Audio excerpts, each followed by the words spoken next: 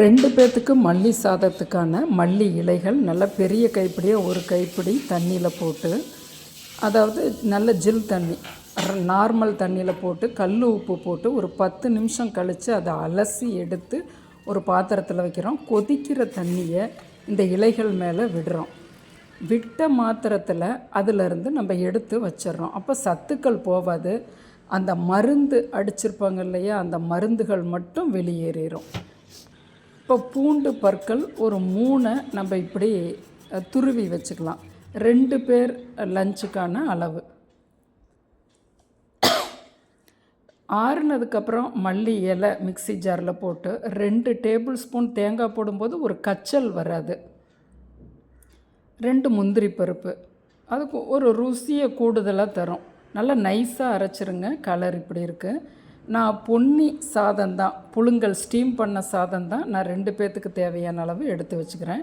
நம்ம நெய் போடுறதால கடலெண்ணெய் போட்டு செய்யும்போது இது ருசி அலாதியாக இருக்கும். கடுகு, உளுந்து, கடலைப்பருப்பு சிம் பண்ணி வச்சுக்கிறோம். முதல்ல பூண்டை போட்டுட்டு 2 வதக்கிட்டு அப்புறம் பெரிய வெங்காயம், பச்சை மிளகா, ஜீரகம், வரமிளகாய் நல்லா வதக்கி கொடுக்குறோம். பெருங்காய பொடி கொஞ்சம் போட்டுக்கலாம்.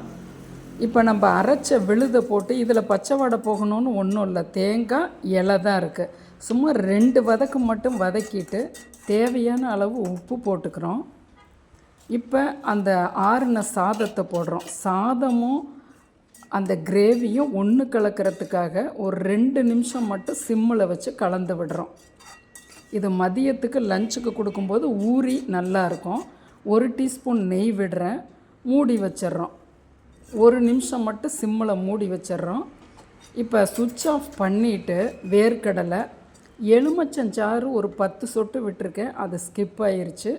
கருவேப்பிலை போட்டு இப்போ நம்ம சர்விங் பண்ணிடலாம். பாருங்கள் எவ்வளவு அந்த பச்சையம் மாறாமல் அற்புதமாக இருக்குது. சத்துக்களும் வீணாகாது. ஏன்னா கடைசியில் நம்ம அந்த கிரேவியை போட்டு 2 நிமிஷத்தில் சாதம் போட்டு எடுத்துடுறோம். மல்லி இலையினுடைய அத்தனை கால்சியமும் அயன் சத்தும் எலும்புக்கு நமக்கு அப்படியே கிடைக்கும். இந்த கொத்தமல்லி இந்த சிஸ்டத்தை, அதாவது சுடுதண்ணியில் போட்டு உடனே எடுக்கிற சிஸ்டத்தை நீங்கள் சட்னியிலேருந்து எது நீங்கள் கொத்தமல்லி டிஷ் செஞ்சாலும் இதை ஃபாலோ பண்ணுங்கள். சத்துக்கள் குறையாது, பச்சை கலருமே நமக்கு அப்படியே கிடைக்கும். நல்ல எதிர்ப்பு சக்தி தரக்கூடிய இந்த கொத்தமல்லி இலை கிடைக்கும் காலங்களில் கண்டிப்பாக ஏதோ ஒரு விதத்தில் நாம் சேர்த்துக்கும் போது உடம்புக்கு குளிர்ச்சி, நோய் எதிர்ப்பு சக்தியும் கொடுக்கும். இந்த இலை யாருக்கு சேராது, யார் சேர்க்கக்கூடாதுங்கிறதெல்லாம் இல்லை, எல்லாருமே சேர்த்துக்கலாம். சிலருக்கு கிட்னி பிரச்சனை இருக்கிறவங்க நீங்கள் கம்மியாக சேர்த்துக்கலாம். மற்றபடி எல்லாருமே இந்த மல்லி இலையை தவற விட வேண்டாம். நம் சமையலறை என்றும் உயிர்ப்போடு இருக்கட்டும்.